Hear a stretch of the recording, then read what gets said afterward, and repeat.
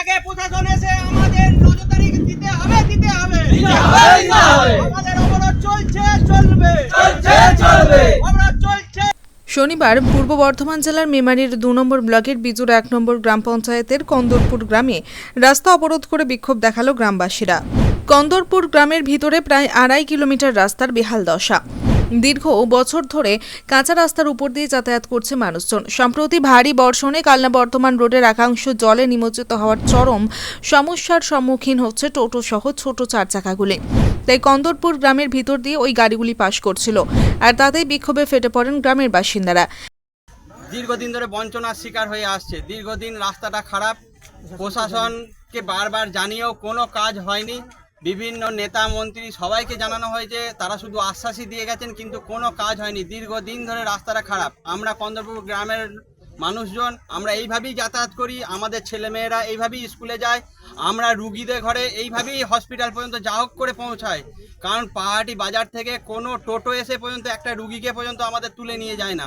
একদিকে প্রবল বর্ষণে কাদায় পরিপূর্ণ গ্রামের ভিতরের রাস্তা। রাজ্যের বিভিন্ন জায়গায় বহু রাস্তা নির্মাণ হলেও এখনো পর্যন্ত গ্রামের ভিতরের রাস্তাটি নির্মাণ হয়নি বলে দাবি গ্রামবাসীদের। আবার ওই রাস্তার উপর দিয়েই সারাদিন ধরে চলাচল করছে গাড়ি, যাতে অবিলম্বে তাদের পাকা রাস্তা হিসেবে নির্মাণ করা হয় সেই দাবি জানান গ্রামবাসীরা, আর তাতেই বিক্ষোভে সামিল হন। মেন রোড দিয়ে বর্ধমান থেকে আসছিলাম, তো ওই রোডটা পুরো ডুবে গেছে, যার জন্য আমরা গ্রাম দিয়ে ঘুরে ঘুরে এলাম। কোন গ্রাম এটা জানেন?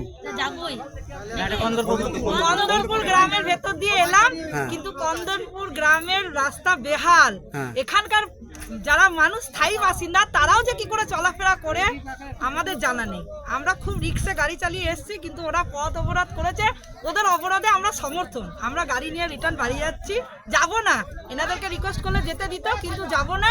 কিন্তু এই যে জিনিসটা এনারা করেছে খুব ভালো করেছে, এদের আগেই করা উচিত ছিল। প্রায় ঘণ্টা দুয়েক চলে অবরোধ। জরুরি পরিষেবাকে ছাড় দিয়ে চলে এই অবরোধ। অবশেষে ঘটনাস্থলে মেমারি ২ নম্বর ব্লকের বিডিও বিশাখ ভট্টাচার্য এসে আশ্বস্ত করেন গ্রামবাসীদের। পৌঁছায় মেমারি থানার সাতগেছিয়া ফাঁড়ির পুলিশ। আশ্বাস পেয়ে অবরোধ তুলে নেয় গ্রামবাসীরা। আজকে আমাদের এখানে কন্দরপুর, যেটা আমাদের অফিসের কাছে একটি গ্রাম, সেখানে আমরা এসেছিলাম। এখানে আজকে একটা অবরোধের ঘটনা ছিল। ওনারা রাস্তা খারাপ বলে একটা অবরোধ করেছেন। আমরা পুলিশ প্রশাসনের তরফ থেকে এখানে এলাম, আমরা দেখলাম, এবং কিছু জায়গা সত্যি খারাপ আছে কয়েকটা পয়েন্টে।